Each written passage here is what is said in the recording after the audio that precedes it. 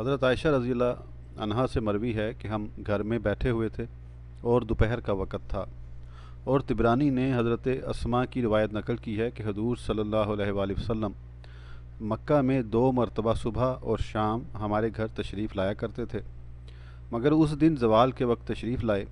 मैंने अपने वालिद अबू बकर रज़ियल्लाहु अन्हु से जाकर कहा, अब्बा जान, नबी करीम सल्लल्लाहु अलैहि वसल्लम आज खिलाफ़ मामूल चेहरे पर कपड़ा लपेटे तशरीफ़ लाए हैं।